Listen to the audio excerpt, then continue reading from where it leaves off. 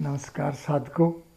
हम श्री विद्या क्षेत्र में जो वैदिक गणित, विज्ञान और तकनीकी के मूल्य जागृत हैं, उनको दर्शन करने की इच्छा से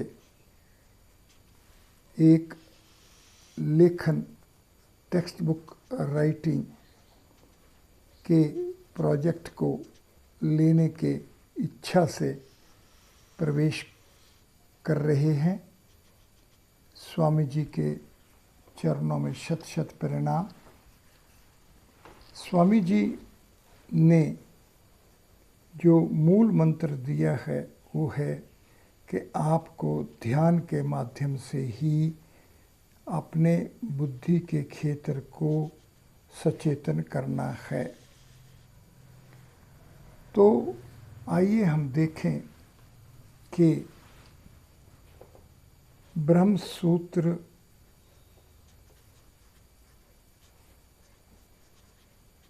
ग्रंथ संहिता के मूल्य किस तरह से योग दर्शन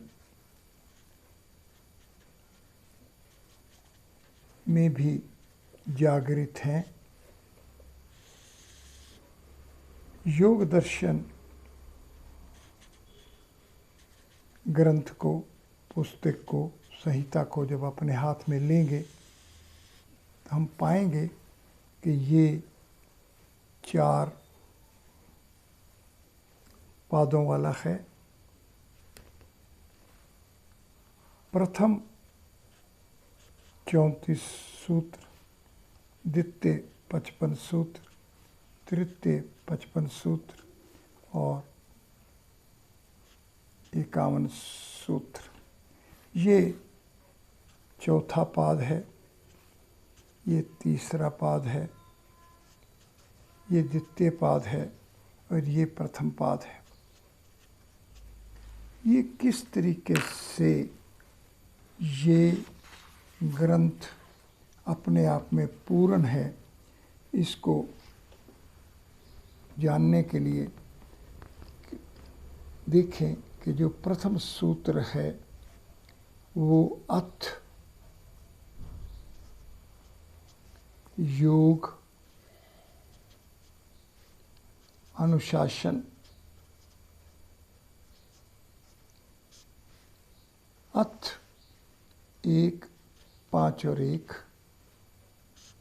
और योग 12 और अनुशासन 12 जमा 17, ये 29, ये 12 और ये 7। ये ब्रह्मा जी, ये शिव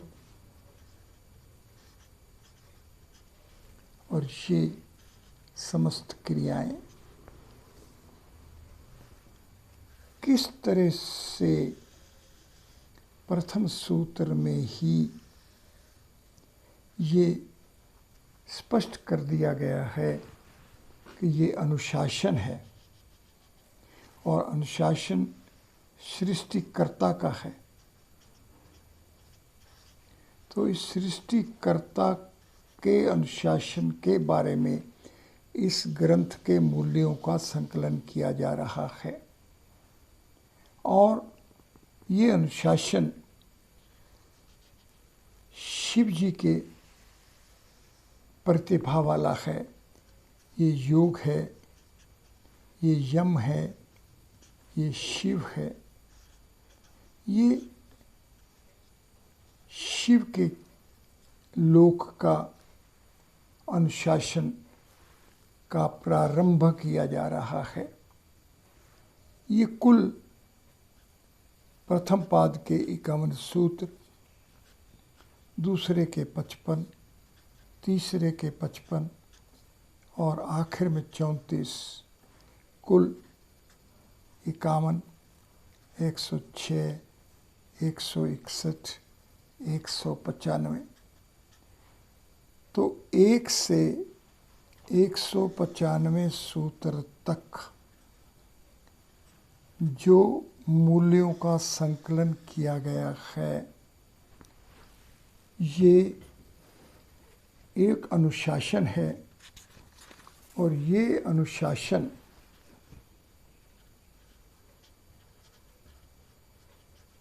ये 29 दिव्य अंक, ये ब्रह्मा जी का अनुशासन 29 को आइए हम आगे किस तरह विस्तृत हो रहा है ये जाने। ब्रह्मा जी के हृदय में शिव जी का स्थान है। ब्रह्मा जी के हृदय में शिव जी स्थापित हैं। शिव जी 5 सिर वाले देवता हैं। हर सिर में 3-3 आँखें हैं। ये 5 गुणा 3 15।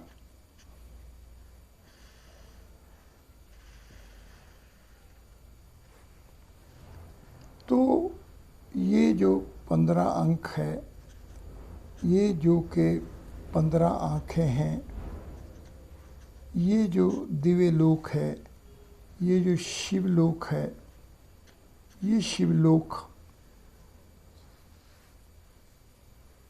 अपने ओरिजिन पर, अपने हृदय में, शिव जी के हृदय में जो विष्णु जी का स्थान है, जो कि 6 स्पेस है, जो कि हाइपर क्यूब 6 है,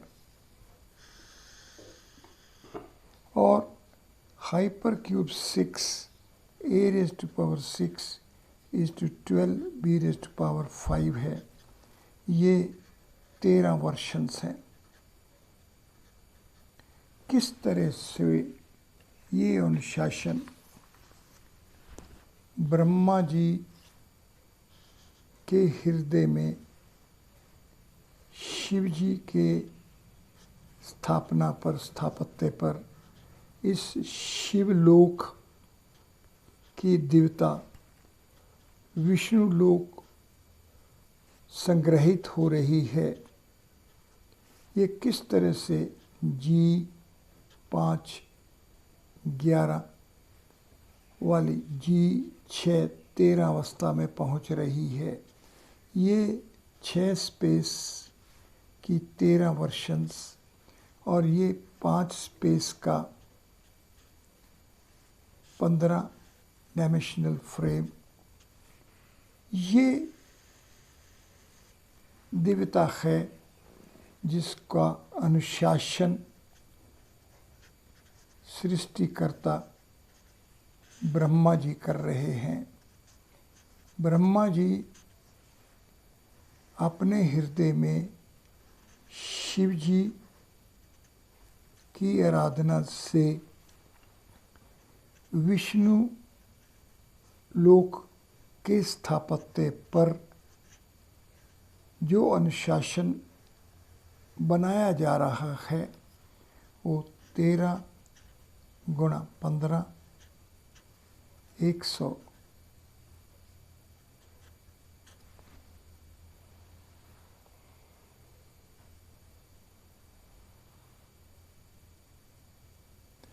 ये जो योग दर्शन 4 पाद वाला है, क्यों 4 पाद वाला है? क्योंकि ब्रह्मा जी इसका अनुशासन कर रहे हैं। ब्रह्मा जी 4 सिर वाले देवता हैं, इसलिए ये 4 पाद वाला ग्रंथ बन रहा है।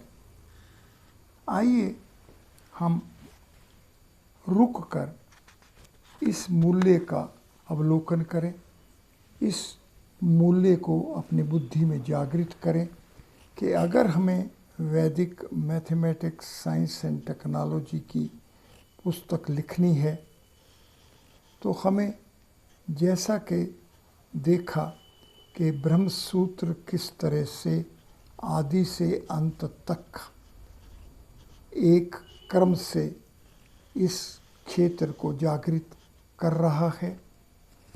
इसी तरह से आज हम जब एक और ग्रंथ योग दर्शन के क्षेत्र में पहुंचते हैं तो ये योग दर्शन भी हमें ये दिशा दे रहा है कि प्रथम सूत्र से आखिरी सूत्र तक पहुंचने के लिए जो बीज रूप में प्रथम सूत्र आएगा उसमें ही ये पूर्ण वृक्ष की वृद्धि लक्षित होनी चाहिए। आदि से अंत तक जो प्रवाह आना है वो मध्य में भी उसी तेज वाला रहना चाहिए। आदि से अंत तक जो दिव्यता का प्रवाह हो रहा है वो मध्य में भी वही तेज अंश वाला होना चाहिए। इसलिए हम साधकों को जो लेखन प्रतिभा वाले बनना जा रहे हैं उनको ये समझना होगा कि वैदिक मैथमेटिक्स, साइंस एंड टेक्नोलॉजी की जो टेक्स्ट बुक लिखी जाएगी वो आदि से अंत तक वैदिक गणित के मूल्यों का प्रवाह ही देगी। और ये प्रवाह, ये तेज का अंश, ये प्रतिभा मध्य में किसी भी बिंदु पर एक तरह से ही तेजोमय होनी चाहिए। ये ग्रंथ जो अथ योग अनुशासन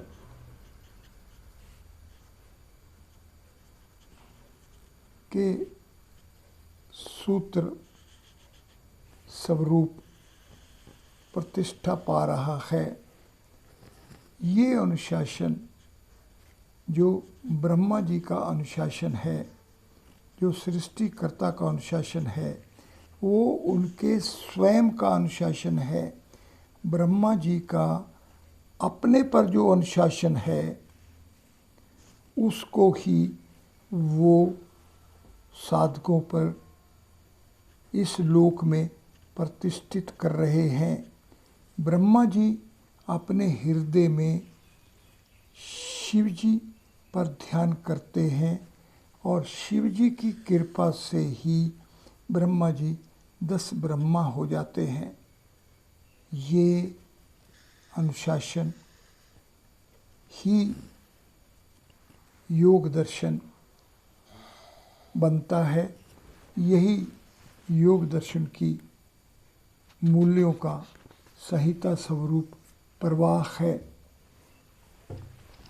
अब ये अनुशासन योग का अनुशासन होने से सर्वप्रथम योग क्या है, योग की परिभाषा क्या है, योग किस गुणों वाला है, योग का क्षेत्र क्या है, तो अगले सूत्र में बताएंगे। योग चित्त वृत्ति या वृत्तियों को हटाने का नाम है। चित्त की वृत्तियों को हटाना ही योग है। आइए सब प्रथम देखें कि जो चित्त शब्द है ये 13 दिव्य अंक है और जो वृत्ति है ये 21 दिव्य अंक है। आइए देखें कि इन 13 और 21 अंकों का आपस में क्या संबंध है। इसको देखने के लिए, इसको जानने के लिए सर्वप्रथम हम ये देख पाएंगे कि 6 स्पेस की 13 वर्शंस हैं और 6 स्पेस 1 से 6 अंकों का योग 21 है। दूसरा जो आंतरिक संबंध है उसको जानने के लिए आइए हम 1 से 13 तक के अंकों को लिखें और इन अंकों के फैक्टर्स को जानें, खंडों को जानें, तो हम पाएंगे कि यहाँ एक, यहाँ भी एक, यहाँ एक, यहाँ दो, एक, दो, एक, तीन, दो, दो, एक, तीन और एक। आइए इनका योग करें। 1, 2, 3, 5, 6, 8, 9, 12, 14, 16, 17, 20 और 21। तो ये जो वृत्ति है, ये जो चित्त की वृत्ति है, ये क्या है? ये जो चित्त है, ये जो 13 दिव्य अंक की व्यवस्था है, ये अपने आंतरिक 1 से 13 अंकों के 1 से 21 खंडों में परिवर्तित होने वाली व्यवस्था है। तो ये चित्त जो कि 13 अंक की व्यवस्था है, वृत्ति स्वरूप होगा, यानी कि इसके जो खंड बनेंगे वो 21 बनेंगे।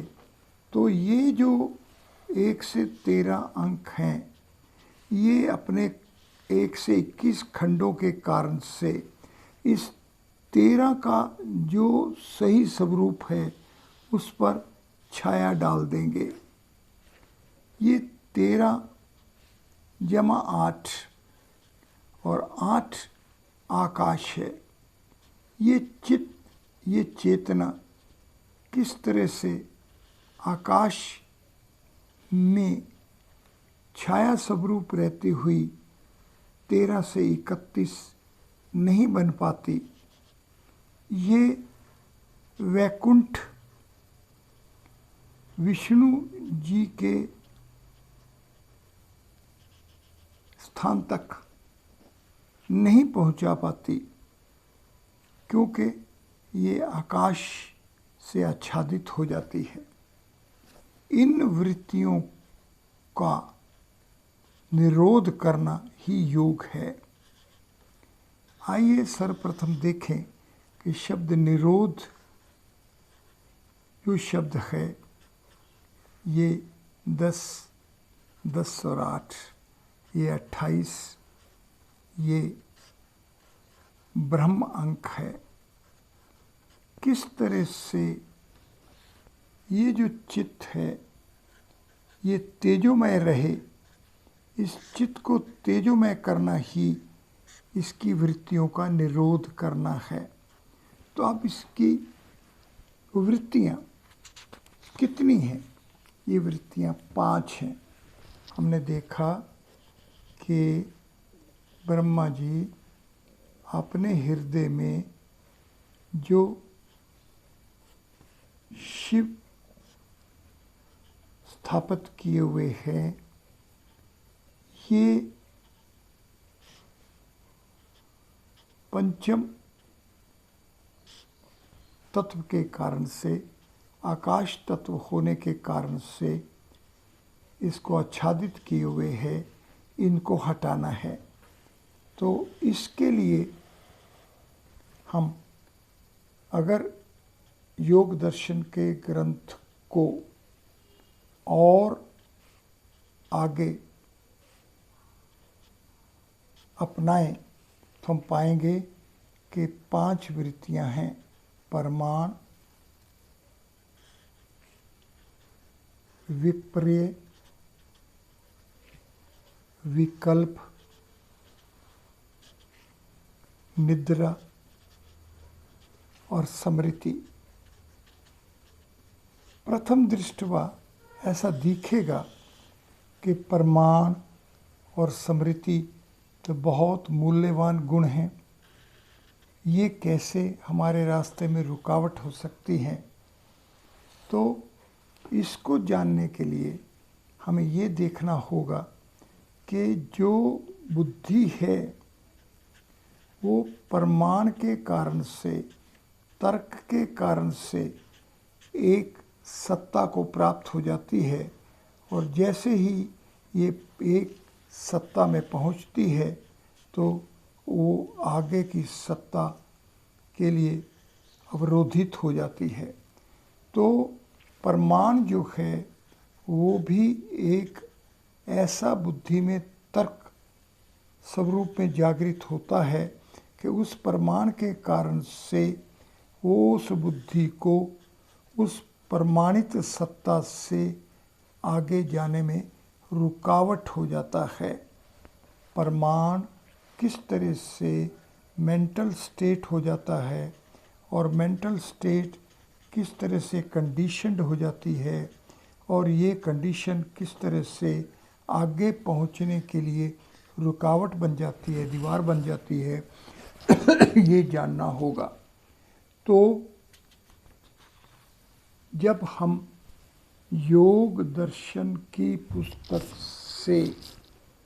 पुस्तक लेखन को किस तरह से आदि से अंत तक एक सतर का तेजों में रखना जानना है, तो हमें जानना होगा कि ये प्रथम सूत्र किस तरह से स्पष्ट कर रहा है कि ये योग का अनुशासन है।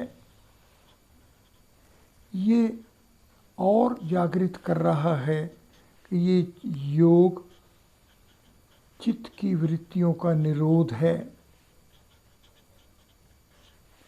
और आगे और स्पष्ट किया जा रहा है कि ये वृत्तियां 5 हैं और इनका नाम है प्रमाण, विप्रिय, विकल्प, निद्रा और स्मृति।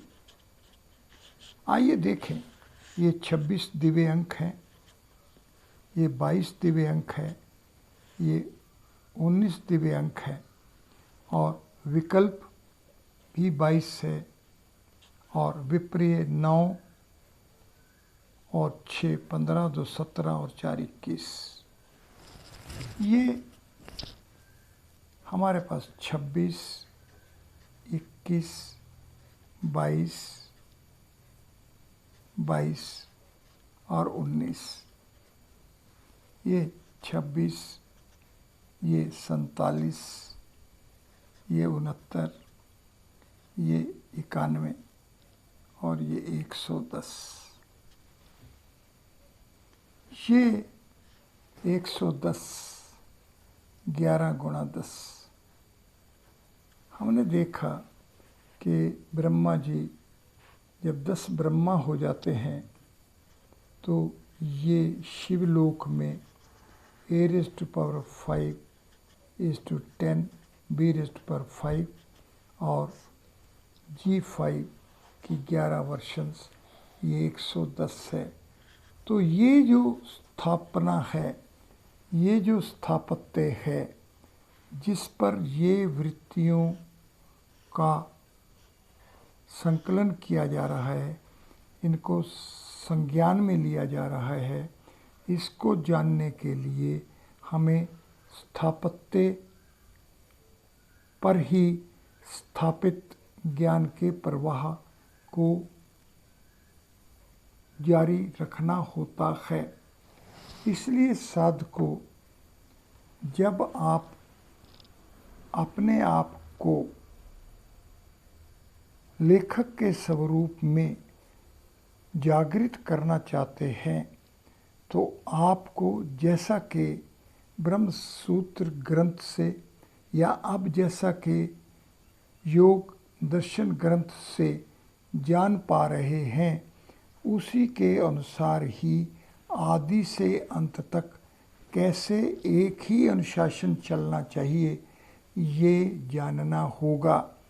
इसलिए ध्यान के माध्यम से जब हम प्रमाण वृत्ति का उन्मूलन कर लेंगे, निरोध कर लेंगे, तो हमारे मस्तिष्क में जो तर्क वितर्क चल रहा है जो कि हमें किसी एक भूमि की सत्ता से बांधे हुए है, उससे छुटकारा पाना है, मोक्ष प्राप्त करना है, तो हमें जानना होगा कि किस तरह से हम प्रमाण वृत्ति को विलय कर सकते हैं, प्रमाण वृत्ति से छुटकारा पा सकते हैं।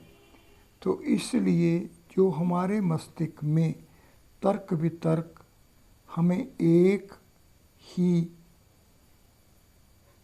सत्य की दृष्टिगोचर दिशा में बांध रहा है, उससे छुटकारा पाना है, क्योंकि सत्य किसी एक सत्ता तक बंधा हुआ नहीं है।